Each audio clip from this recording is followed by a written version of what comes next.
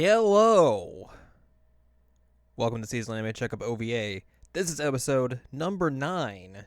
And unfortunately, I don't think there's any weird coincidences or anniversaries or anything that coincides with the number 9. Besides the fact we're going to be talking about 19 games in this episode. So that's about the only thing that's similar with the episode number. But yeah, this is episode number 9 of the Seasonal Anime Checkup OVA. I'm Jared, flying solo this week, and Lady M's out for personal reasons. And this is a podcast you can find at seasonalanimecheckup.com, sac.cool, iTunes, or Google Play. It's a podcast that we have conversations about anime, manga, video games, fun stuff like that.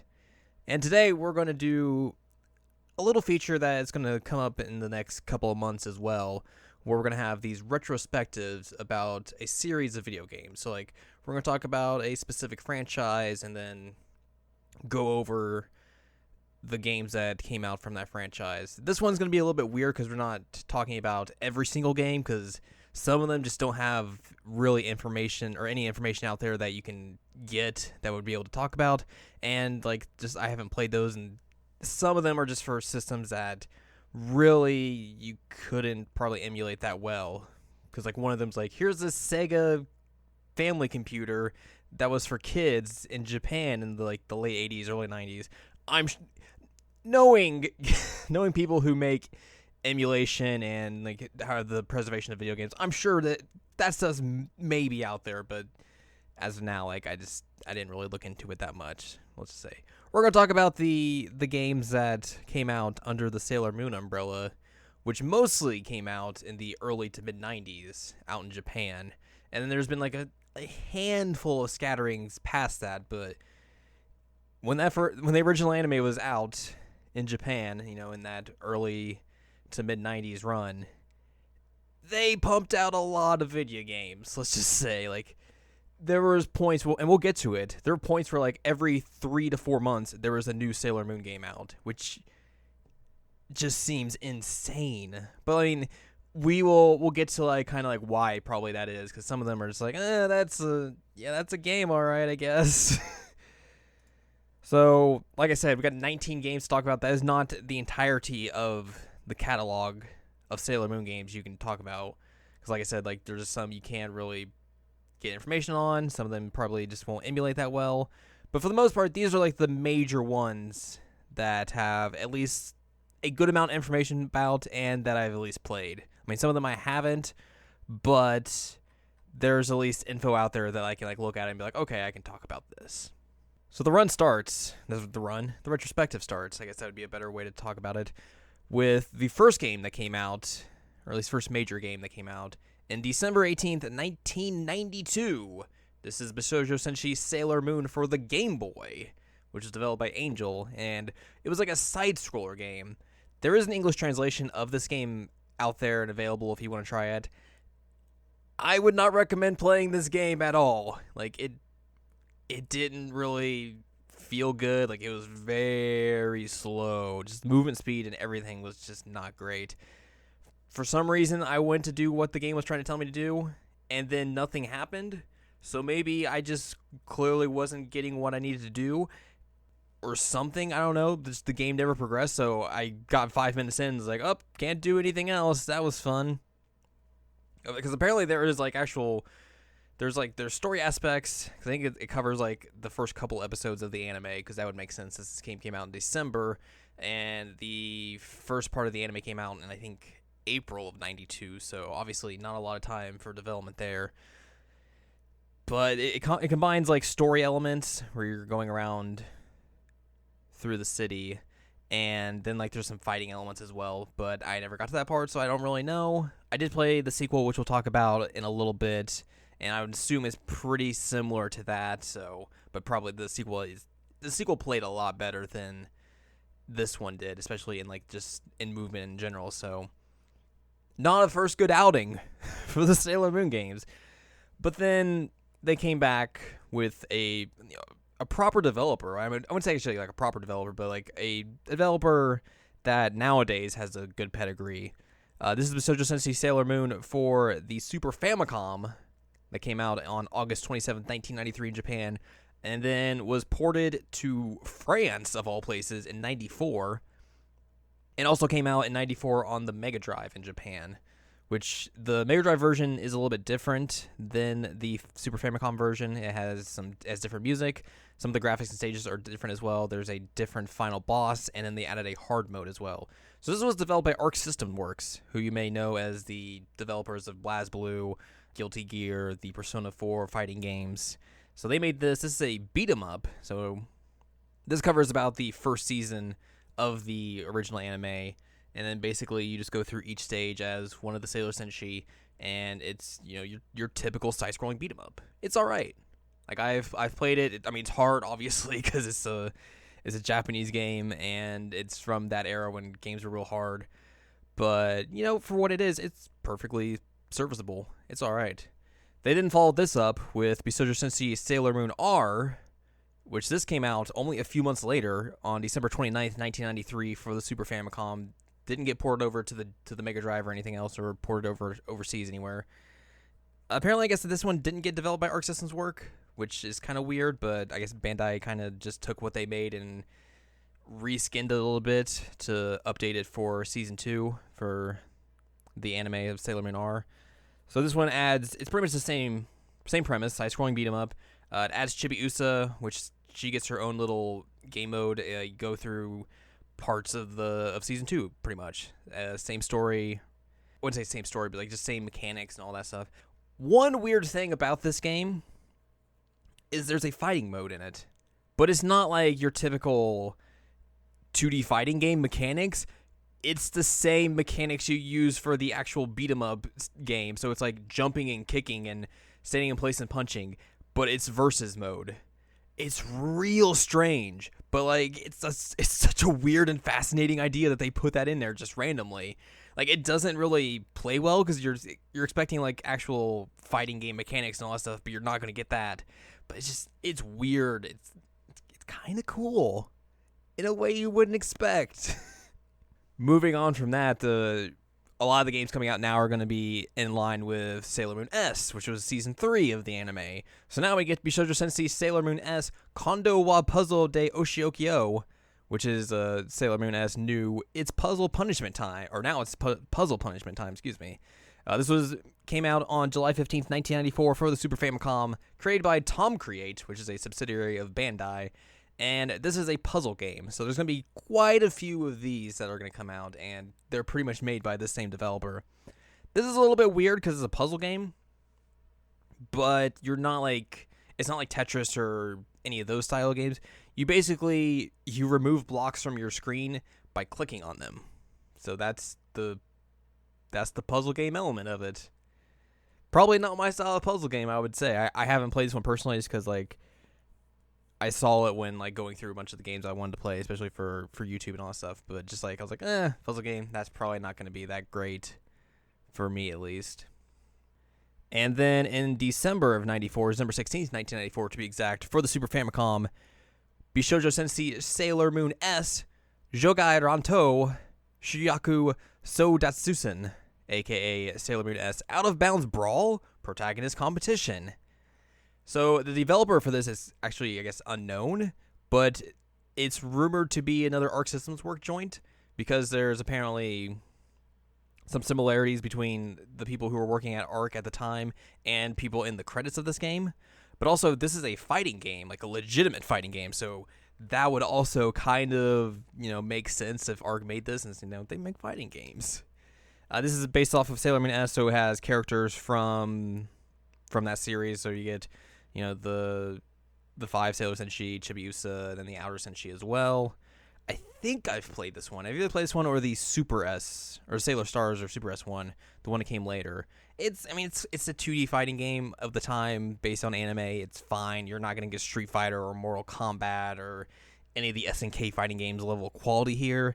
It's serviceable, and that's pretty much what you'd want from this style of game.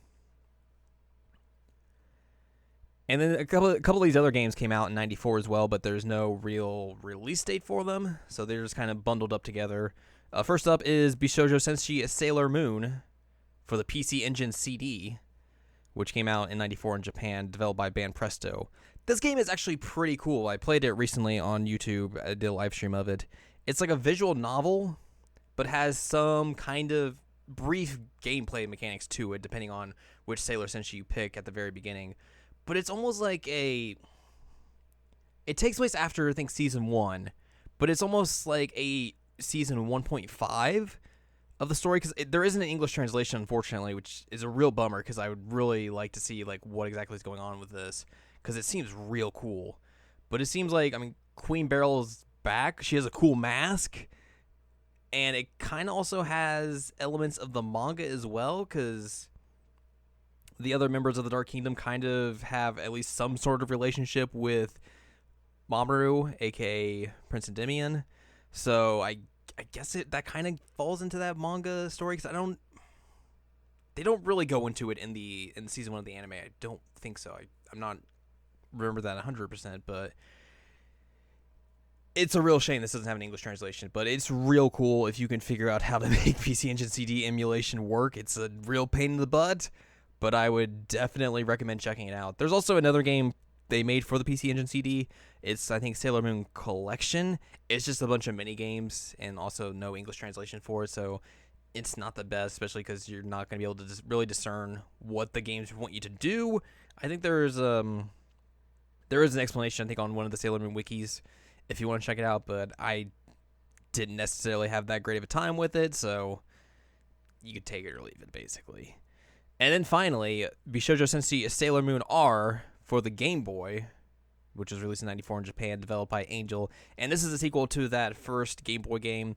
It's a little bit better because it does split off to where you have story mode and then an arcade mode, to which if you want to just go straight into like the actual gameplay of it, you can just go ahead and do that. Story mode kind of follows the same path that the first game did, where it's like, oh, you got to go around and do missions for people, and then you'll get into the gameplay. They did retune everything. It's basically everything about the way the feel of this game works. So like movement speed's faster, you can get around the town way quicker than you could, and then also I can actually play the gameplay part of it, which it's all right. It's like just a typical side scroller where you get to shoot things at the enemies, which everyone pretty much has the same projectile attack, so that's all right. And then there's just boss battles at the end of each level, and it's pretty easy because you get like an extra life at the beginning of each boss battle, so that doesn't really make it that difficult. And just getting through the levels as well wasn't really that bad. Like I think I only died a couple times, and like once was just because like I got to the end of the level and was kind of low on health and have like a health pickup, so that's just gonna happen. But other than that, like it's okay. If you like, I mean, you can like, I know I see these like a lot on eBay. Like you could get both of those games, both the Game Boy games, and play them on, if you have a Game Boy, play them on your Game Boy, because the Game Boy is technically region free, so you could do that. And if you would get either of these, I would definitely suggest Sailor Moon R as the one to get. Also, there is a weird thing about this game though that I have to point out. The English translation shows this, and it does come up again in the sequel Sailor Moon R. At the beginning of the game, where it's like, I think it's story mode, and it might happen again in arcade mode, it basically asks, do you want to play this as a boy or a girl? And if you pick boy, it's pretty much like the normal difficulty. If you pick girl, you get more life and lives. Which, yeah, that's kind of fucked up. Thanks, early 90s game development. And I'm including this little thing as well. This is Bishoujo Senshi Sailor Moon Kotaete Moon Call, which is a board game, which was released in '94 that coincides with Sailor Moon S. So this is actually kind of a cool thing. It was like one of those, oh, put this video into your TV or into your VCR, and you play it, and you play alongside like the episode that plays. So this is kind of like technically an unaired episode of Sailor Moon S, which you can go find on YouTube, but there is English subs for it. And it's just real cool. Like they'll basically call you on this phone, and you just have to answer questions on it as well. It's real neat. Like the episode is by itself as well. It's all right. Like it's not gonna like have any like new story revelation or anything like that, but it's cool. I enjoyed when I found that, so I was like, I'll throw this in here as a little treat, a little nugget for you. And then we moved to 1995, which, oh boy, because beforehand it's like, oh, August, December, summer, winter, summer, winter. Here we got a bunch of games, and they're just like coming out right and left, right and left. Starting off in February, we have Bishoujo Senshi Sailor Moon S Kirokuren. I don't know what the translation for that is. I couldn't find one. This came out on February 24th, 1995 in Japan for the Super Famicom and was created by Tom Create, and it's basically a sequel to the Sailor Moon S puzzle game that came out the year prior. And it's the same premise. You click on blocks, you remove them, that's the puzzle element. A month later, which is a little bit, it's tied away a little bit because it's on a different console. This is Bishoujo Senshi Sailor Moon S for the 3DO, which came out on March 17th, 1995, developed by Bandai. And this is a fighting game. If you want to give yourself nightmares or just want to see real bad early 3D animation, go check out the opening animation to this video game, because wow, it's something else. Oh man. I'll just leave it at that, because like that's the only way you could really describe it. It's another fighting game, 2D fighting game as well for the 3DO, so I'm guessing it probably didn't control well just because the controllers for that thing are kind of garbage. But from what I've seen, it seems all right. Probably not like the best feeling fighting game, but it could be worse. Let's just say that. There's probably worse games out for the 3DO at that point. And then in September, probably...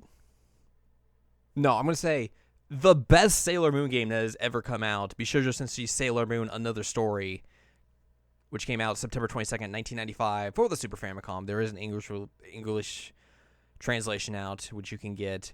This is developed by Angel, and this is a RPG that is essentially a new retelling of Sailor Moon, or of Season 4 of Sailor Moon, basically replacing that, or the anime season, and using this as a kind of like a what-if story, and it's real cool. So essentially, instead of the events of Season 4 happening, like, Hotaru doesn't turn back into a kid, she stays back in her normal form, and then you kind of realize, oh, all these old enemies from the first 3 seasons have come back. What do we do? And then, like, there's a new group of evil Sailor Senshi, I guess kind of technically Sailor Senshi, but they're trying to get the crystal from Tuxedo Mask, which they kind of retcon and change it to something else, which happens, because that's similar to what happens in Season 4. And then you just go to these different time periods. Like, there's time travel in this game as well. And you travel across the world. And it's real cool. Like, it's well written. It's a good RPG. Like, you'll have to grind here and there. But, I mean, since you'll be playing on emulator most likely, I would assume there's reproduction carts of that thing out there with the English translation on it that you could get. But it's not that hard. It's not that difficult. It's a real fun, different experience that... If you've seen all of Sailor Moon and want like a different take on like what Season 4 could have been, like this is it, and it's real good, and yeah, like it's probably the best Sailor Moon game that they've made, considering like, you know, I mean, look at all the ones we've seen thus far. It's like side-scrolling beat 'em up, side-scroller kind of platformer, fighting game, puzzle game, all right games in their you know, by themselves, but like, you know, this one's has like, it's gonna be more worth your money, and you're going to get way more time out of it, most likely. But yeah, definitely track down that English translation. It's real good. I played through all of it for my YouTube channel, and I enjoyed the heck out of the time I had with it. And then finally, out of at least the, you know, official release dates we have, Bishoujo Senshi Sailor Moon Super S Fua Fua Panic, aka Sailor Moon Super S Floating Panic, which came out December 8th, 1995 for the Super Famicom in Japan, and was created by Tom Create, so I think you kind of have an idea where this is going. This is another puzzle game, but instead of like the other two, you basically pop balloons. There's a game this is similar to, I just cannot think of what it is called. Like, I want to say it's Bubble Bobble, but I don't think it's Bubble Bobble. It's one of those games where it's like you pop bubbles, and it's kind of like that, essentially.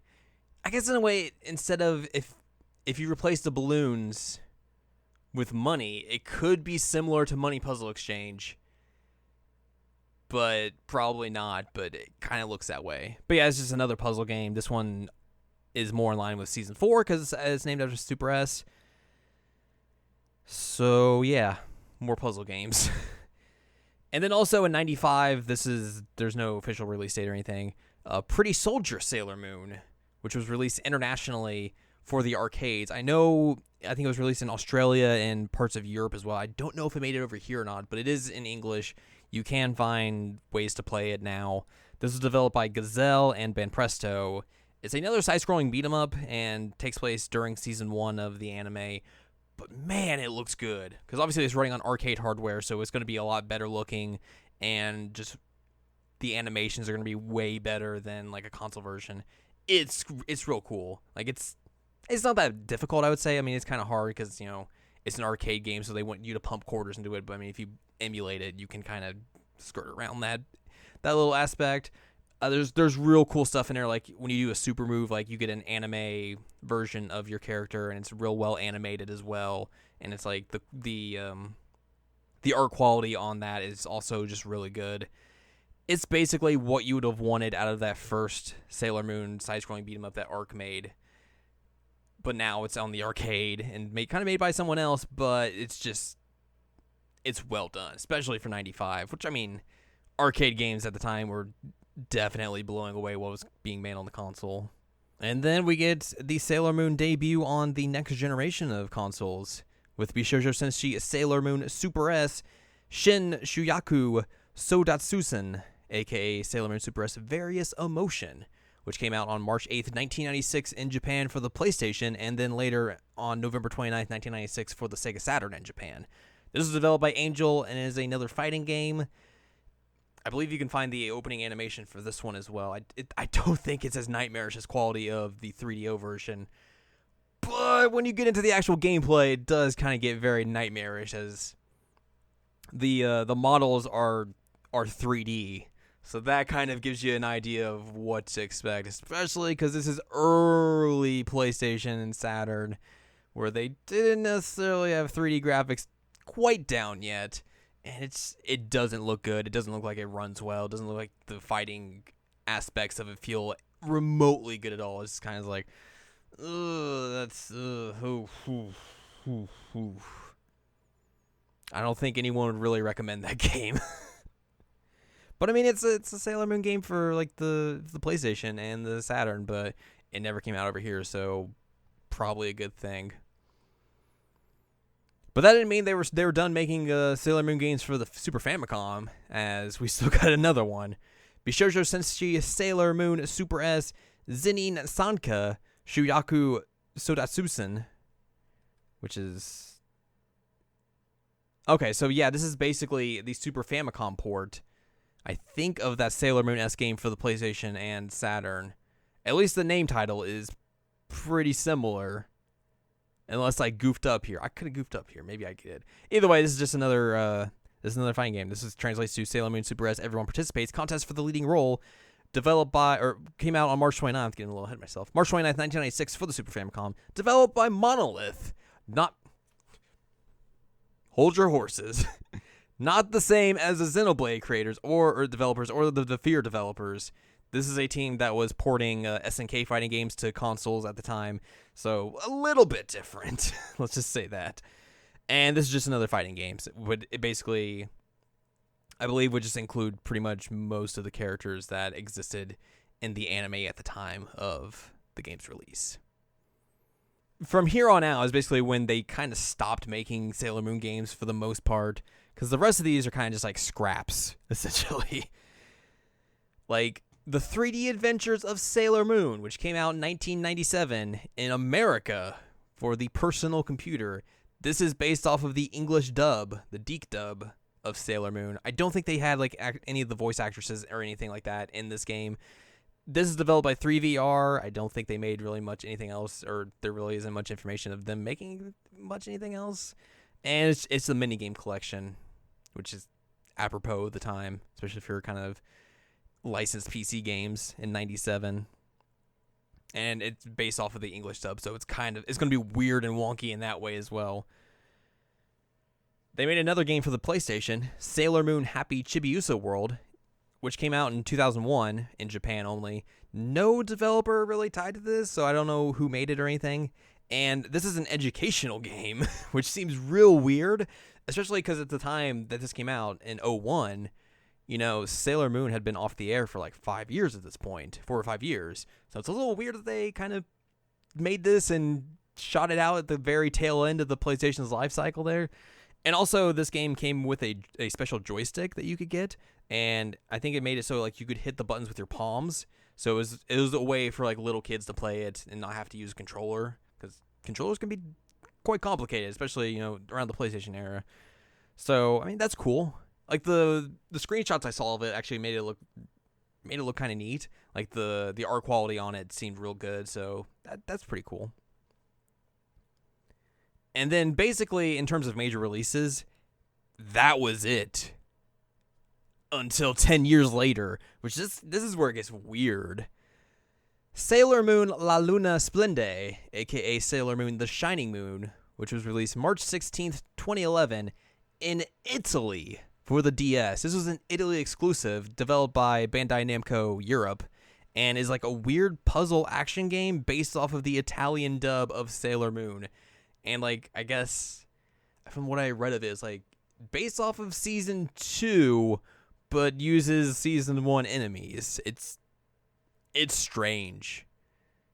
Because like, you're making a DS game for a very specific market, especially like with Italy of all places. Like, you don't really hear much like game development coming out of Italy or anything like that. So that's real strange. And then this game never came out anywhere else, which is real weird. So that's real strange. And I guess technically that's the last console, quote unquote console, if you want to count you count the DS as a console. Heck yeah, you can. That's the last console game of any kind of mobile home console that has come out since. But I mean, if you want to like count as like home consoles, like the '01 game that came out on the PlayStation, that's the end of that. That's when they all cut off. And then finally, Sailor Moon drops, which recently just came out September 3rd, 2015 in Japan, and then April 15th, 2016 in the Americas. It's a mobile game developed by Beeline, and it's a gem puzzle game. Sailor Moon drops is all right, and it's basically it's one of them gem puzzle games. You've played probably 30,000 of them at this point. But they do some cool stuff with it. Like, they're going through like each of the arcs of the manga, and like there's story beats to it as well. They're pretty simple, so it's not like anything groundbreaking. But for what it is, it's all right. They have some cool, like, they do events and all that stuff. There's microtransactions because of course it's a free to play game, and then you just get like you get characters from the Sailor Moon universe. So you get like the Senshi, and then like their regular forms, and then like your special holiday forms or something like that. It's all right. I've played both the Japanese and the US version, so I've put quite a bit of time into it. But yeah, it's fine for what it is. It's something we talked about in the Codename Sailor V episode, where it's like Sailor Moon Crystal's currently happening right now. Well, not currently happening. It's happening in terms of there's been 3 seasons, and they are confirmed to make season 4 now. It's just a real shame there hasn't been like a new big Sailor Moon game to hit consoles or anything like that. Because counting that Italian only game, it's been since 2011, and if you don't count that, it's been since '01 since there's been a Sailor Moon game out on consoles as well. So they skipped PS2, Xbox, GameCube, they skipped 360, PS3, Wii U, all that. So like, you would think with, Crystal kind of revitalizing the Sailor Moon brand and everything, well, the first 2 seasons probably didn't necessarily do that with how the wonky animation and everything kind of put a bad taste in people's mouth. But like with season 3 onward, like where everything's kind of changed and everything, like you would think that, someone somewhere would be like, let's make another game of this. But Japanese game development is real weird right now.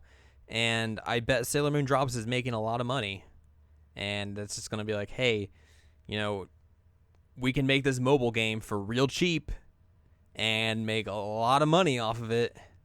So should we do this or spend a lot of money and make a console game that may not necessarily sell as well or make as much money as this mobile game? And you're going to see 9 times out of 10, Japanese developers are going to be like, we're going to make this mobile game. And that's what we're going to put our development into. I still hold out hope that they eventually make a new Sailor Moon game for consoles, because I think it would be real cool.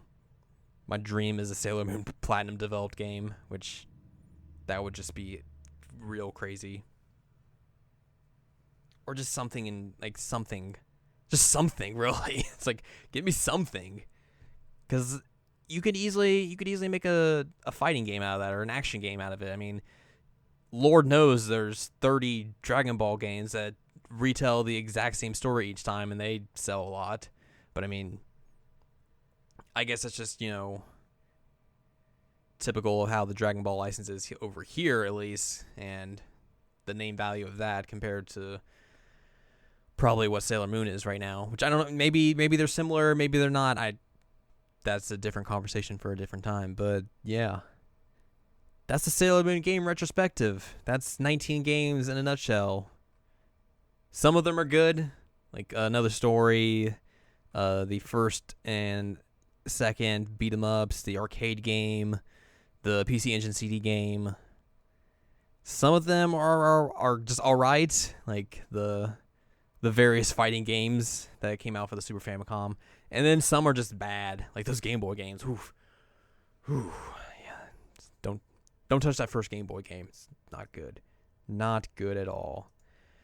But yeah, that's pretty much gonna do it for this episode. I just kind of wanted to have a just open up a conversation about these games. Like, there's a lot of them. There's a variety to them. Like, it's not all just the same genre, which is kind of weird.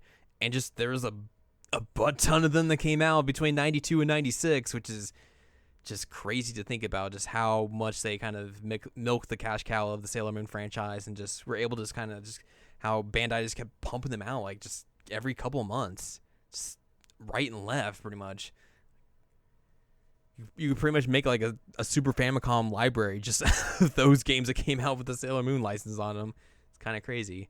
But that's gonna be kind of like how the retrospective episodes are gonna be. Obviously, the forthcoming ones are gonna be a little bit shorter because it's not gonna be 19 games, and they'll probably go a little bit more in depth into like, oh, here's like what was happening during development, or here's all of our experiences with this game, like what it meant to us, all that sort of stuff. And I think with having less games to talk about, that'll definitely booster up the conversation about those games as well, and be able to talk more in depth about them, which I'm real excited to get into. Like, there's definitely some series that are coming up.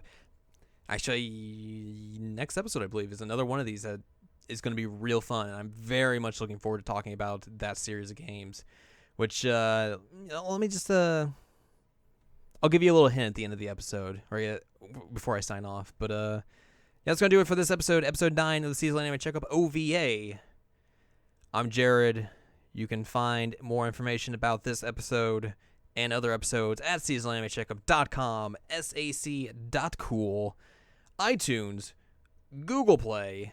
You can also find the mainline Seasonal Anime Checkup podcast on the website as well, because all those episodes are now hosted up there. So all 12 or how many episodes there are of that, you can go check out now. And there's new iTunes and Google Play links as well. So if you need to update your subscription, RSS feeds, all that stuff, you should probably do that sometime soon before the next episode. I mean, the next episode's not out for like another 2 months or so. So you've got a bit of time to wait for that. Go check out some of the other stuff on the website as well. Columns, video game stuff. Go check out Ann Ladium's Final Fantasy X-2 piece that she did. It's real good, and it's way better than the one I did, so it's fantastic. I would highly recommend that. And we'll be back next week, full crew, and it's going to be kind of a special Valentine's Day episode. As I know, there was a certain game that was supposed to come out on Valentine's Day that kind of stood up a lot of people. So we're going to talk about, something similar to that aspect. Maybe some of the other games in that franchise. And, give you a little special Valentine's Day treat for you. Talk a lot about all those games. And we're not going to stand you up like a certain other game did. Wink, wink.